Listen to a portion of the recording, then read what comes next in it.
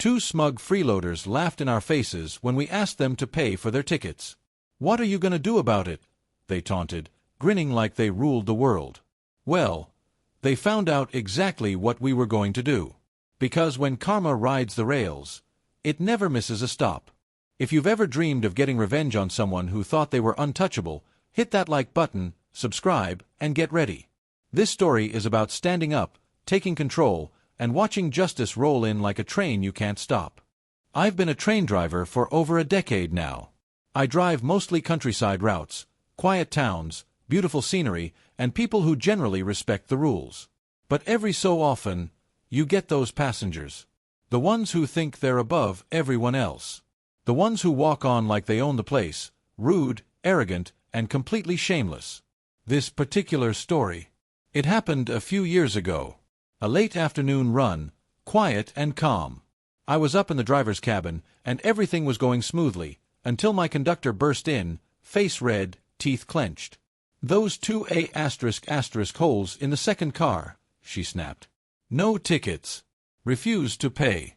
Just laughed in my face." I turned to her, eyebrows raised. What did they say? She clenched her jaw and mimicked their voices, dripping with mockery. "What are you gonna do about it, huh?" They just sat there smirking, like I was some joke. That's the kind of moment that burns. Because when you're in uniform, doing your job, and someone spits on that with pure disrespect, it gets under your skin. Not just because they didn't pay, but because they looked at us like we were powerless. I felt my grip tighten on the controls. "Want me to help you throw them off at the next stop?" She sighed. "We can't. They're only going one stop. They get off at the next station anyway." The smugness of it made me want to scream. They knew they could get away with it. They planned it. Travel for free, mock the staff, then hop off before anyone can do anything. As the train pulled into their stop, they stood, still laughing, still smug. The conductor pointed them out with a glare. "They're the ones. F***curs." They stepped off the train like kings, strolling away without a care. And we just had to swallow it. Or so they thought. Later that night, the train turned around for the return journey. By this time, it was nearly empty. Just a few passengers left. The air outside was crisp, the countryside cloaked in darkness. The conductor joined me up front, and we chatted, still bitter, still venting. But mostly just glad the ride was winding down. Until we approached a small countryside station. The same station. And there they were, standing on the platform like ghosts from a bad memory. Her eyes widened. Mine did too. "It's them," she whispered. Then, suddenly, her entire face lit up like the moon. "Don't stop." I blinked. "You serious?" She grinned. "Dead serious." So I slowed the train. Just a little. Enough to tease. Enough to make them think we might stop.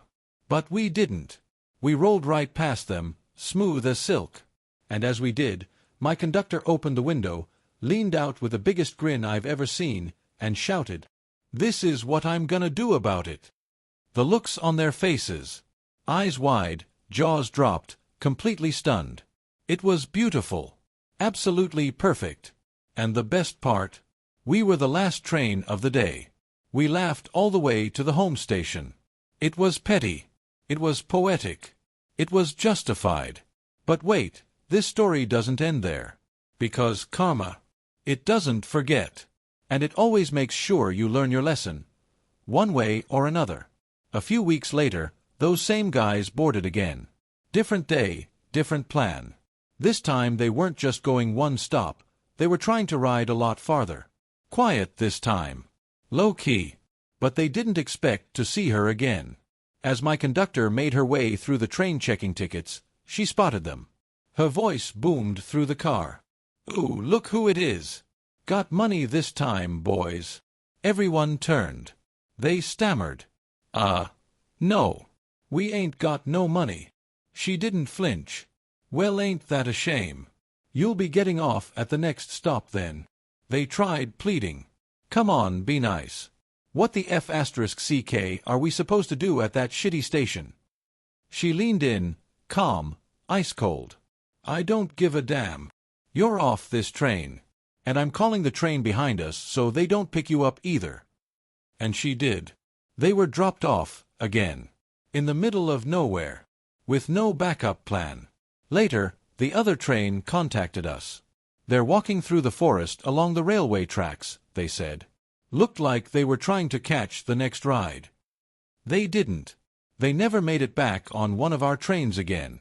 From smug grins to stranded walks through the forest in the dark, justice was served not with violence, but with sweet, cold strategy. They thought they were untouchable. That we were just powerless staff to be ignored, laughed at, disrespected.